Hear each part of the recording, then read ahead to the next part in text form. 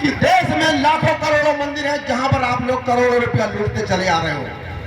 मैं आप लोगों से पूछना चाहता हूं, क्या मंदिर में कोई इस्लाम धर्म का व्यक्ति जाने पाता है? पंडा पुजारी, मंदिर में केवल पंडा ही जाता है और केवल ब्राह्मण धर्म का ही लोग बैठता है।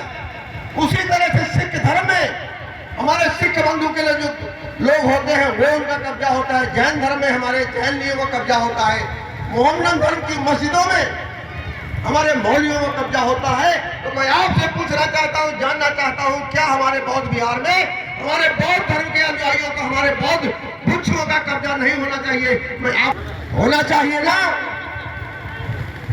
अरे इन लोगों ने यदि 12 मई तक बुद्ध विहार को खाली न किया गया, जैसा कि मैं आपको बता दूं कि दिल्ली से पैदल रथ यात्रा पिछली 12 तारीख से चल चुकी है और 1 महीने के अंतराल में 12 मई को वो बोधगया पहुंचेगी और कम से कम 10 लाख लोगों के साथ वहां बोधगया में हमला बोला जाएगा। पूरे देश का जिंदा है।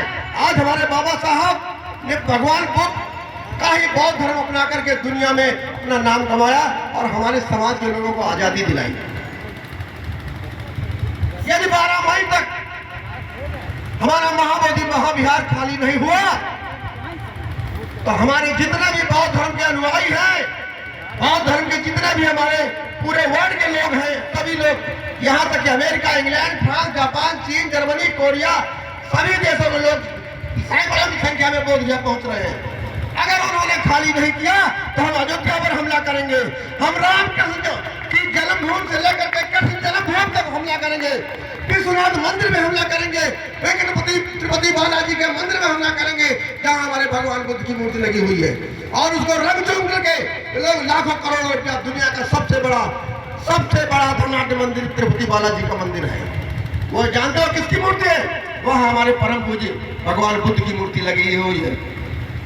वहां की 1949 को खारिज करके एक नया संविधान बना करके और केंद्र सरकार से भी, यहाँ तक मैं राष्ट्रपति महोदय से भी हम लोगों ने पत्र के माध्यम से उनको डीएम के माध्यम से पत्र भेजा है कि आप उसे सरकार से बात करके और बीटीएमसी एक्ट 1949 को खारिज करके उस हमारे महाबोधि महाविहार को पूर्णतया बौद्धों को सौंप दिया जाए।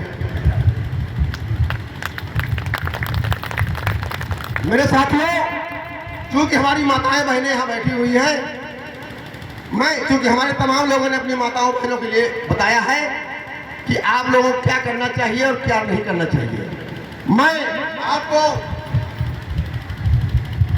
एक फोटो दिखाना चाहता हूं।